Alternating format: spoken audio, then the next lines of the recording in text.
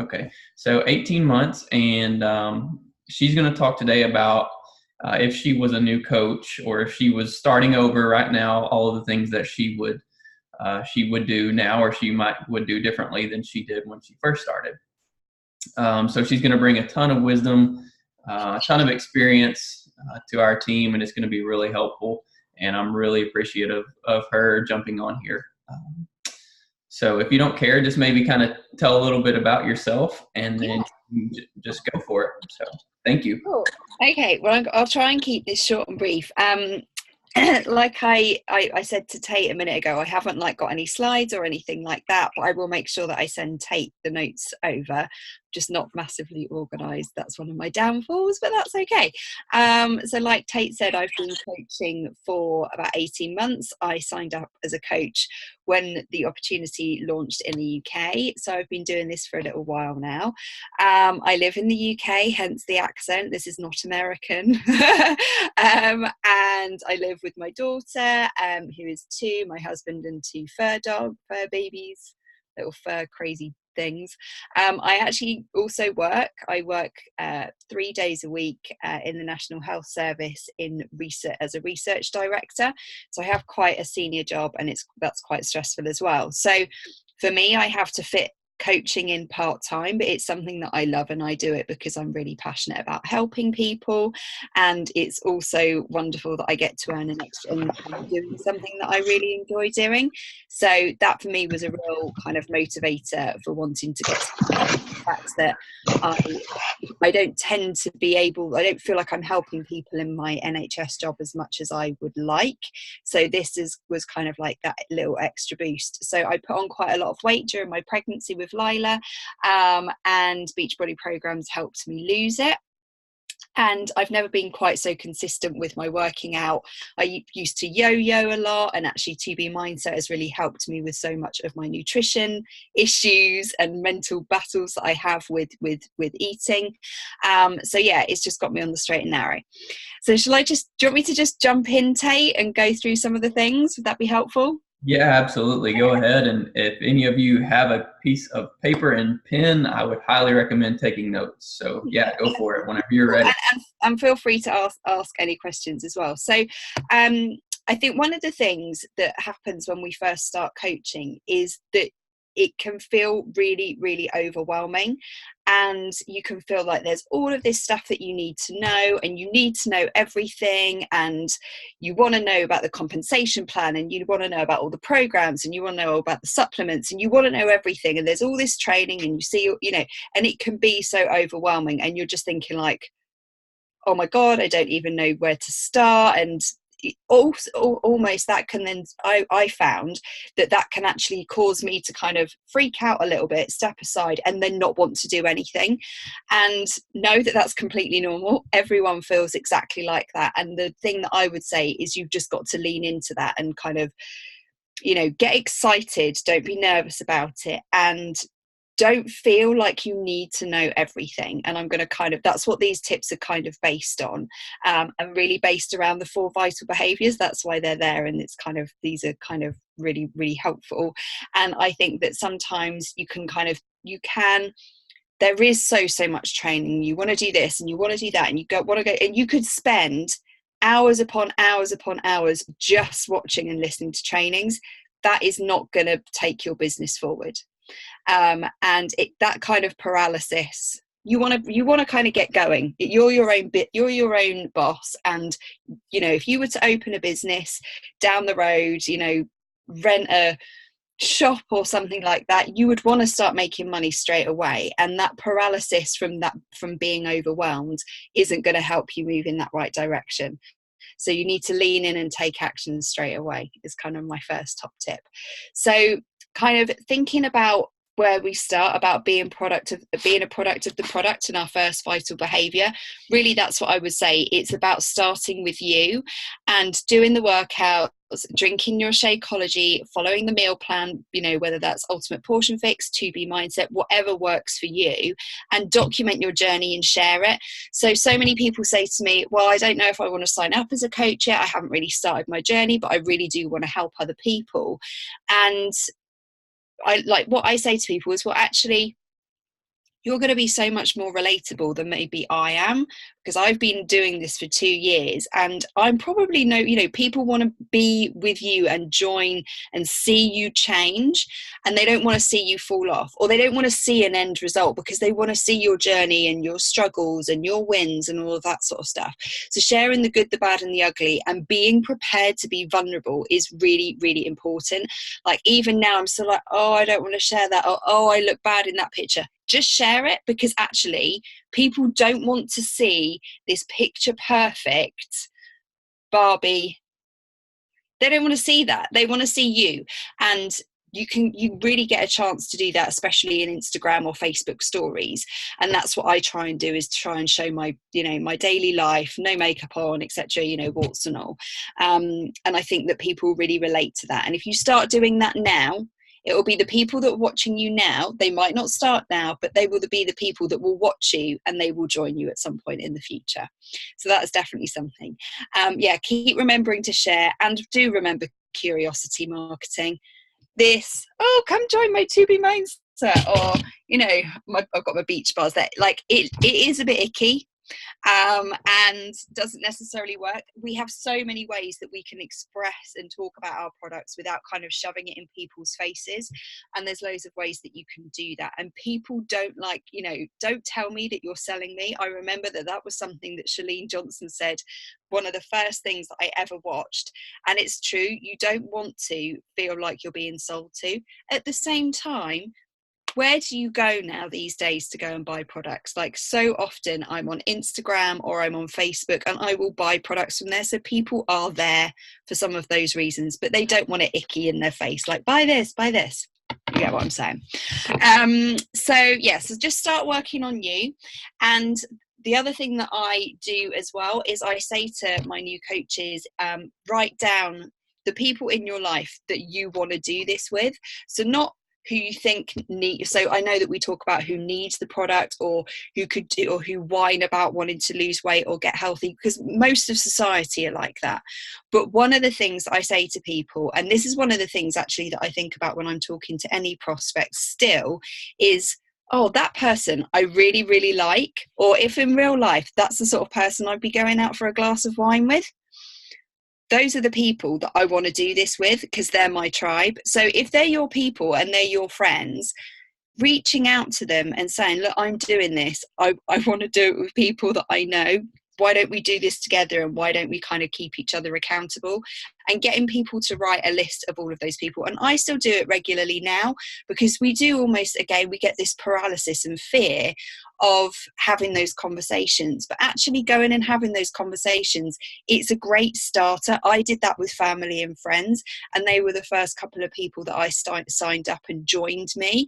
And it can, because you're doing it from a place of love, and you're doing it from a place of support, and you're doing this from a place of, come on, let's do it all together. Wouldn't it be a bit easier? It doesn't feel icky, and you don't feel like you are selling. I have never I never feel like I've sold anything to anyone or had to push anything on anyone, because I haven't needed to do it. But just kind of getting in that headspace and talking to people, and it gives you an opportunity, because from these people, like, you haven't got to be this picture perfect coach. So just being like, oh, well, I don't know about that, I'll have to ask my coach.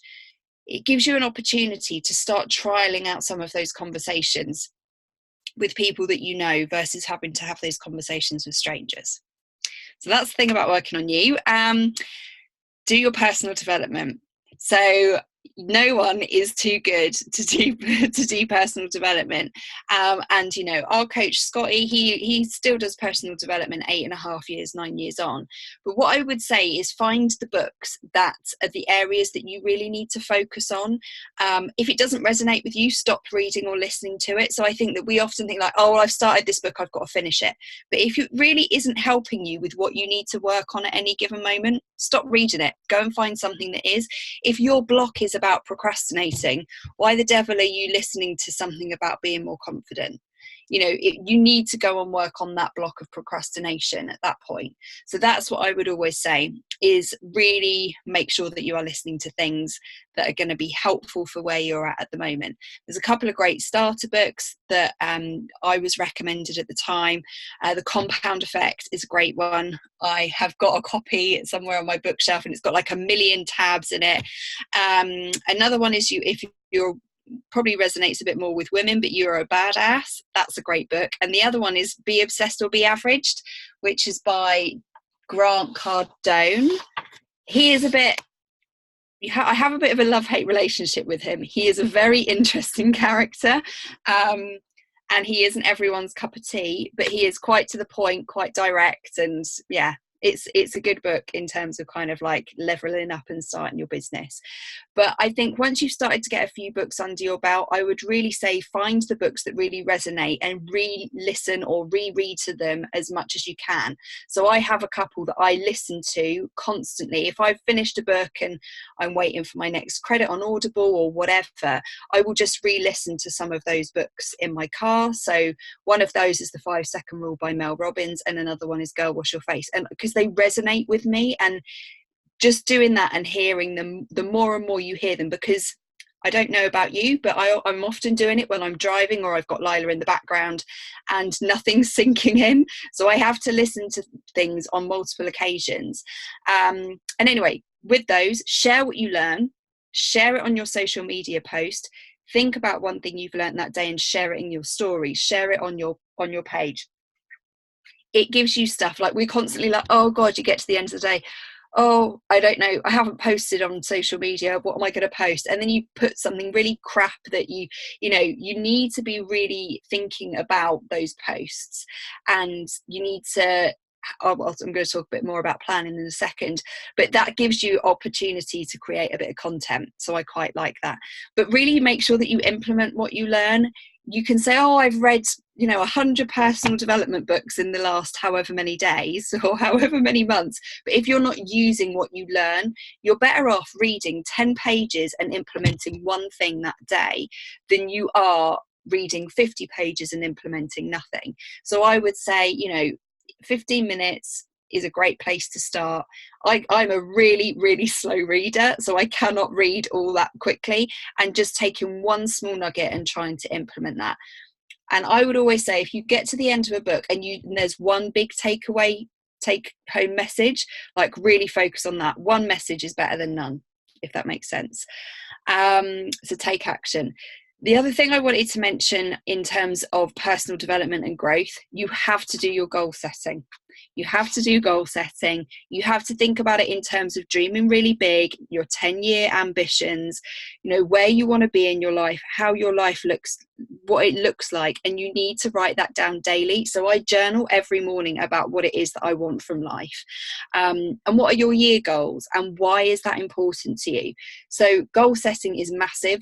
I could probably do like an hour's talk purely on goal setting. I've done that a few times with our ladies, but do it often and revisit it often. You need to be writing it down, and yeah, it's one of the most powerful things that you can do. But if you want to advance your business, you need to be focusing on them. And those times when you're tired and you don't want to work and you don't want to work your business, oh, I'm just so tired. You wrote them down this morning, right? What your goals are. You're the only one that can move you closer to those goals. You might be tired, you might be exhausted or whatever. But if you don't work your business isn't going to grow, and no one else is going to build it for you. True. So the other last thing I wanted to mention was about your brand. So there's a couple of exercises that I found really, really useful in terms of building my brand. And there's so many other great whole trainings that you can go watch specifically about building your brand. Danielle and Tony is amazing at this sort of stuff, and she has done some really good videos. She is definitely one to go and she's amazing to go and watch and listen to about building your brand. But you can start with the avatar exercise, which is in the back office, and revisit it regularly, because your brand and who you're speaking to and your voice in social media will change as you change, and that's okay. But you need to make sure that you're speaking to your avatar in your posts. Give them a name, you know, where do they live, how many kids have they got, what, you know, all of that sort of stuff. Knowing who you are speaking to in each of your posts is really, really important. Or you can write it as if you were speaking to your best friend, and when you read it back, if it doesn't sound like you or the way you would speak to your best friend, people are going to see through it, so you won't come through authentic, is essentially what I'm saying. So be you, sharing that, and making sure that you're picking up on your avatar.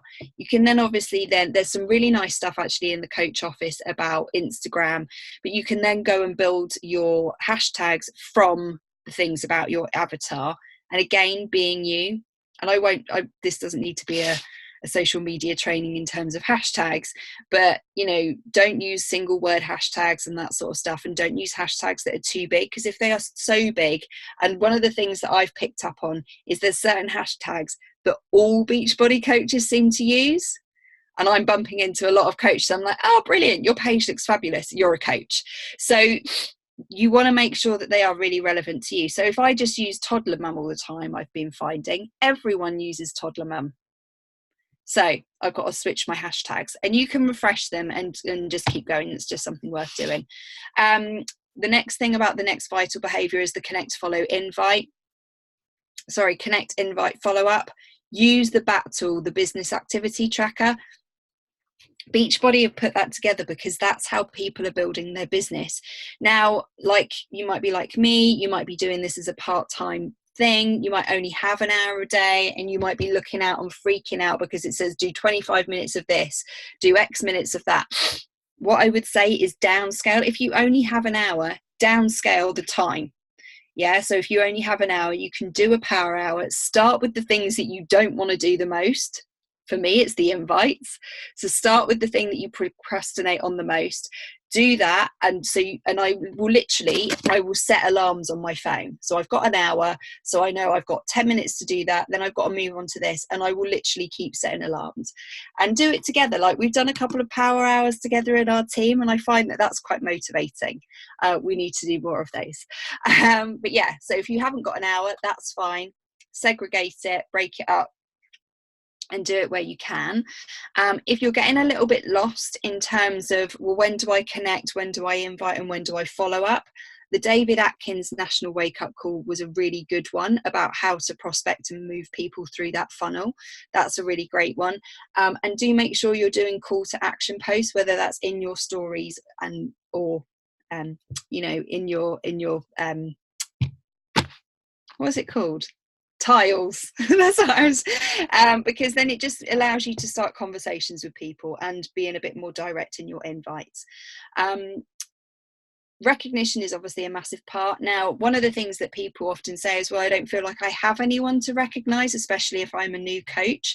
Something that I've started doing is doing some grateful journaling. So I have a grateful journal, and I go to bed and I write down 10 things that day that I'm grateful for. They don't have to be things like my husband or my daughter or electricity. They're really specific things, just because when you start to see the beauty in the world, everything just looks so much brighter. So things like, oh, that man let me out at the, you know, at that T junction. You guys don't call it a T junction, but you know, he let me out at that junction, or someone opened the door for me, or something like that. You know, thinking about those, it just allows us to be so much more positive in life.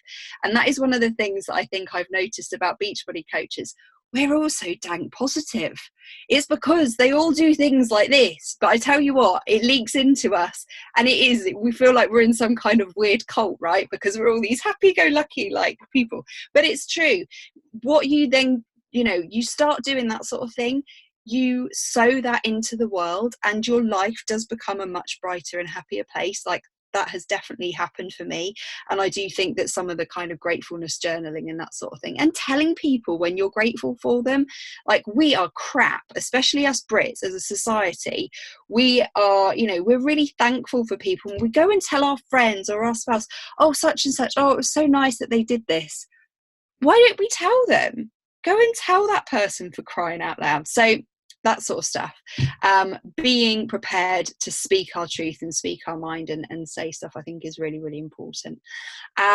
So those are the things. There was a couple of other things that I think you'd find really, really helpful. So you've got your business activity tracker. So that is a great, if you do that on a daily basis and you are consistent with doing that, you have to be consistent in this business. But if you're consistent and persistent, that will grow your business regardless. If you are a busy mum, or you work 2 jobs, or you do this as however you're trying to fit it in, make sure that you print off a weekly schedule. Put everything in your week that has to be in there first, and then find those pockets of time where you can work your business.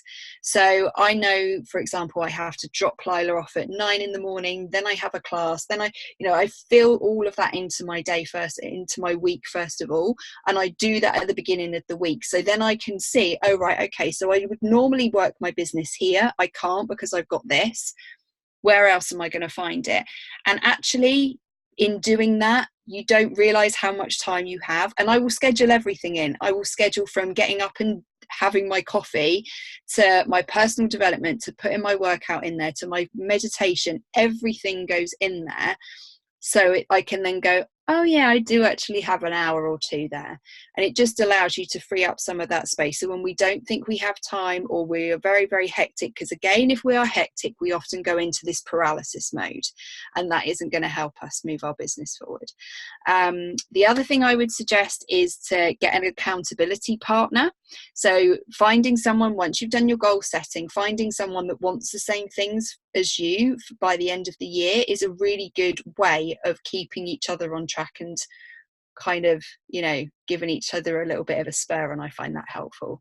The other thing that I also do, which I find really helpful, is I plan out my whole month of posts. So I don't necessarily have like stock pictures, and actually don't look at my Instagram at the moment because it's really terrible. I've posted like 3 times since I've been back from Summit. That's another story. You guys don't need to know the reasons behind that. But I do have a board here, and I have all of the dates and what I'm going to post on each day. So I don't sit there again and do that paralysis thing of, oh bugger, what am I going to post about today? Because it's not going to be helpful, and then you don't share from the heart, and you're not sharing with purpose. So I would definitely say do that. It means that you can put things in there about, to make sure that you're putting in call to action. So I'll fill that in first, like, where am I going to do my call to actions? Where am I going to make sure that I've got all the things that I found as an avatar? How am I putting them throughout my month? So it's not all Beachbody, because yes, okay, Beachbody is part of me, but it isn't all of me. You want to be you. And the whole idea about building a brand is that if you were to, cut off here with Beachbody today, tomorrow you could open a different business and no one would know any different. So your brand is you, and that's what people relate to, and that's who people are joining. They're not joining Beachbody, they're joining you. So that is really, really super important. This is something that was really helpful, and I will see if I can find this, Tate.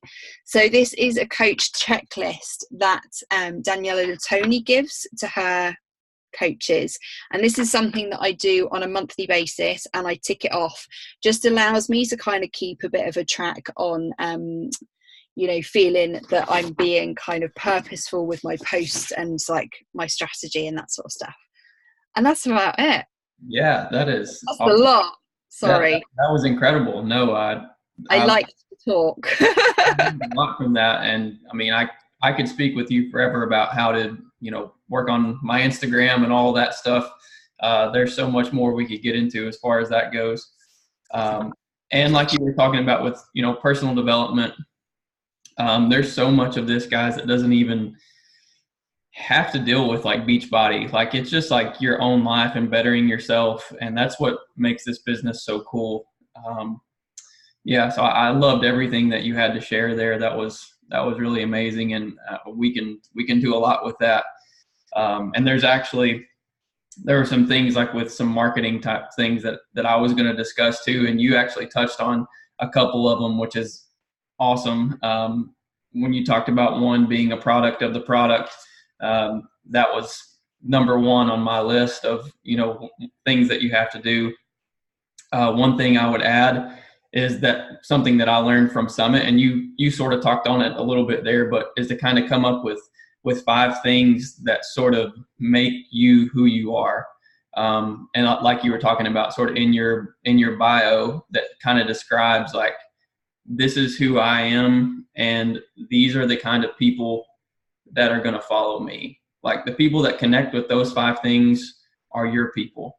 And that's like one thing I have written down here, is that it's okay if you don't connect with everybody. Like, not everybody is your person. So like, there are people out there that are waiting for you to reach them. Like, I couldn't connect with them, Hannah couldn't connect with them, but you can connect with them. Like, they're waiting specifically for you to come get them. So that's one thing to like really take into account. And I'll just read off my 5 things real quick. That way you can sort of get an idea of what I'm talking about. But like, if you take a look at my Instagram, it's going to tell you, number 1, I'm a fitness and business owner.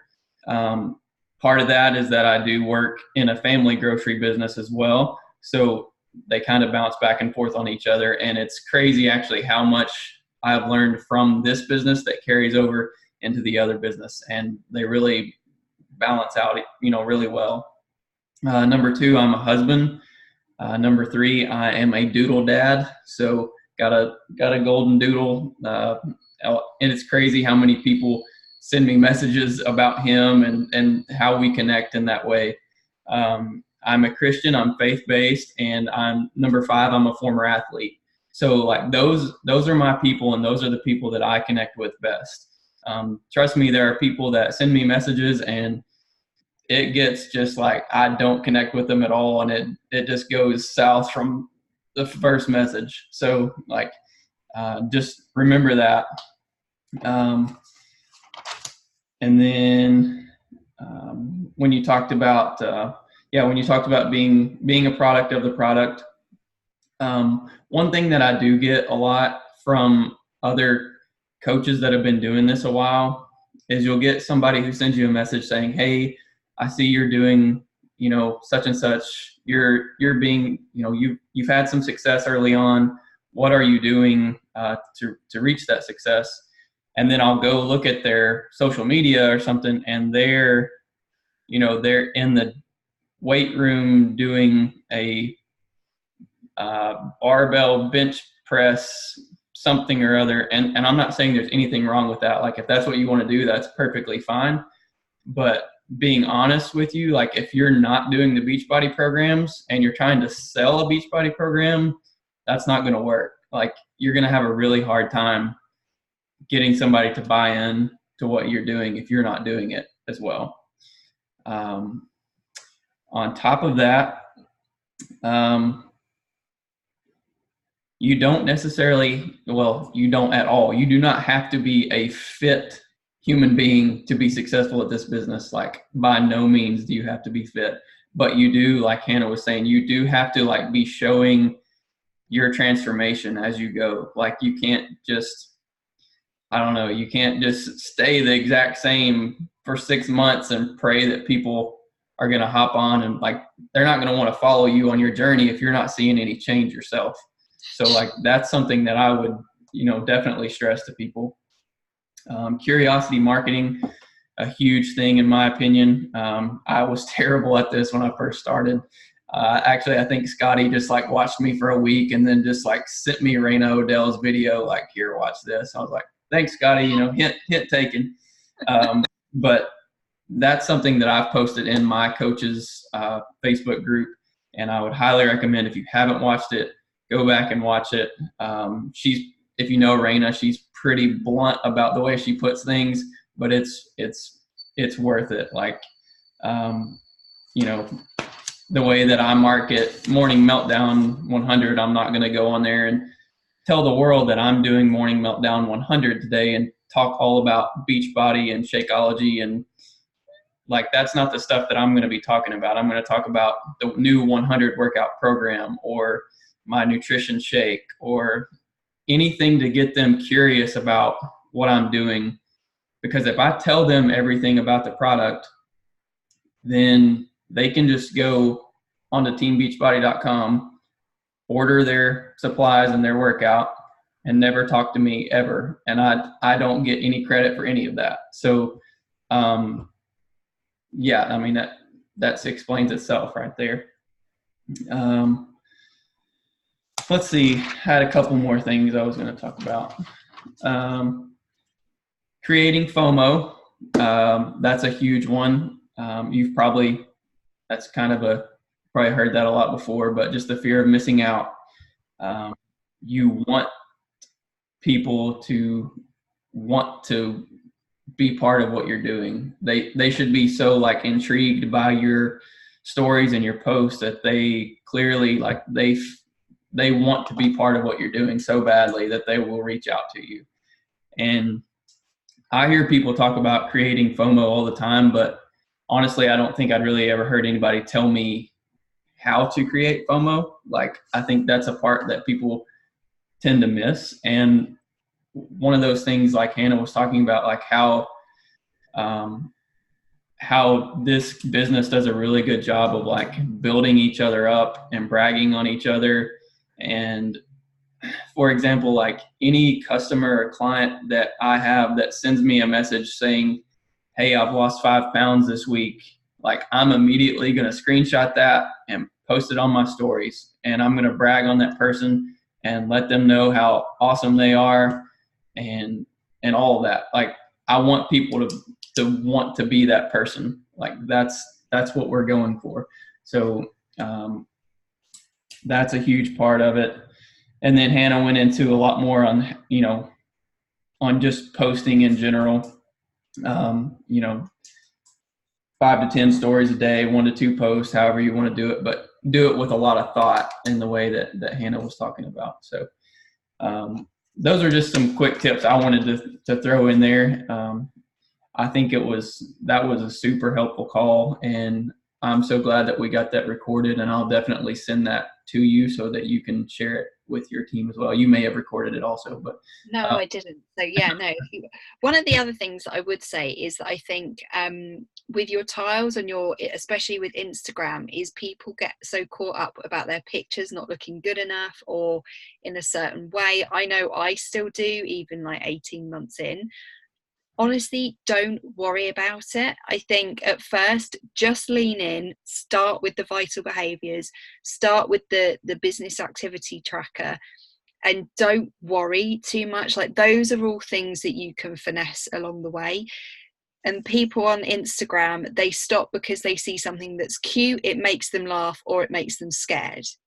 So those are the 3 things. You want people to stop scrolling, and you want people to read what you've put in your thing. So you want something that looks cute, that is funny, or makes them scared. Now, I don't know if I really want to freak people out and make them scared, and so I'm going to go for being funny or looking cute, or but also being real as well. So I go for those 2. But just another thing. I can't remember who told me about that, and I was like, oh yeah, that's true actually. That's really good. Yeah. Does anybody have any questions right now that you would like to ask Hannah or myself? Hannah has a lot more experience than I do, so you're rocking it though, buddy. You're the one rocking it. I'm trying to get ready for Scotty's call on Wednesday. So good. Awesome. Look forward to that. Although it's at 10 o'clock, I might be in bed by then. Well, I guess if nobody has any questions, that's pretty much it. But I really, really, truly appreciate you jumping on here and spending 30 minutes with us and telling us all that great information. I know I learned a lot, and it's going to help me in my business. And I would actually love to talk with you even more about social media and how to grow that. I mean, that's a topic for another day, but I would love to personally connect with you on that. But that's another thing, guys. Like, if you have questions or ways that you want to learn, like, reach out to Hannah, reach out to me. Like, that's what we're here for. I know Scotty told my team in our last call, just, kind of pretend like you're running through a desert and Scotty's just kind of flying over top, and he's just watching down and he's directing you wherever you need to go. And all you need to do is just ask questions. Yeah. And I'm telling you, if you're not asking questions, we as coaches start worrying about it, because we're not, because I know I have tons of questions every single week, like especially starting out as a new coach. Like Hannah said, you're going to have tons of questions. So just go for it and ask your coach questions and allow us to help guide you where you need to go. So that's pretty much all I've got. Hannah, if you have anything else. No, that's it. I think that's it. Lean on your coach. Like Charlie's here, and Charlie's really curious. Like Charlie is great, and she will just ask me questions, but that's what we need. Like if people don't tell us that they're struggling, we can't help them. So that's really, really super important. And often we're like, oh, well, they're so busy. And I said this to Charlie, I was like, that doesn't matter if I'm busy. Of course we're all busy. Yeah. Like you've got to lean in and ask for our time, because that's what we're here for, like you said. Yeah. I see one quick question here from Raven. It says, what do you say when inviting? If you want to answer that first. It's really variable, and I suppose we could probably do a whole call on that. I think it depends at what stage of the relationship I'm at, or if I'm sending out cold invites. I'm not a massive fan of cold invites. I like to try and build the relationship first, and then what I will often do is, if it's like the third time that I've had connection with someone and then they've liked a post, then I would probably follow that up with oh, I've got this thing, just going to throw it out there. If I feel that I've built the relationship, and if it feels okay, and if it doesn't feel like the right time, then I wouldn't necessarily ask them. But it starts, sometimes I've been really surprised, and I've asked the question, people are like, actually, do you know what, I'm pleased that you contacted me. Yeah, I would never have reached out to you. So sometimes you can think like, oh well, and then sometimes I'll just fire out messages. I'm like, right, gosh, I'm really stuck on who to invite today, who's been watching my stories. And I will, actually, after you've been doing it a while, you realize the people that are continually watching your stories. And I will shoot them messages. I'm like, you're brilliant, thank you for keep watching me. I'm obviously, it's great to know that I'm not just talking to myself. Yeah. Is this something that you're interested in? Because I can see that you're watching me regularly. Yeah. And that doesn't feel like a cold invite, because I can see they're watching me, and they're always watching me. Exactly. Which is I do find that bit still a bit weird, because I was quite a private person. I had like no followers on Instagram. I had like 200 friends on Facebook. So it's very bizarre. And my husband is even more of a private person. So but I just pretend that like I'm talking to myself. Yeah, that's awesome. I hope this call doesn't drop at 4:40. It might completely shut off. I'm not sure how this works. I'm not real familiar with Zoom, but anyway, thank you so much. My biggest advice to you, Raven, would just be enthusiastic, use emojis. I'm a big believer in exclamation marks and emojis when I'm talking to somebody, so that they know that what I'm saying I'm truly passionate and excited about, because that makes them want to engage even more with what I'm doing. Like she said, I don't do a whole lot of cold invites as well. I'll be honest, I get a lot of, if I'm going to send out an invite, it's usually because I've had somebody respond to a poll, or I've had, like she said, maybe somebody has liked one of my posts a lot of times, and I'm finally like, all right. Actually today I had one person that I know from college that's liked several posts, and all I sent, I'll share this with you. I sent, hey, how are you doing? Not sure what you're up to nowadays, but I'm looking for some coaches to join our team, exclamation mark. When I saw your name pop up earlier, I thought you would make a great coach, exclamation mark. Just throwing that out there, 2 thumbs up. So like everything that I say is going to be very positive and uplifting, and trying to get them to want to join what we're doing. But like I said, I'm not super big on cold invites either, because I'm not a salesy person, and that just doesn't work for me. So that might go somewhere, it might not go anywhere, but we'll find out. So, but anyway, that was a great question. And if anybody else doesn't have anything else, then guess we can hop off here. But I'll shoot this over to you, Hannah. And thank you. That'd be great. there you have it. And thank you so much again. And we'll talk to all of you guys later. You're welcome. Thanks for having me. Yeah. Take care. See ya. Thank you. Bye.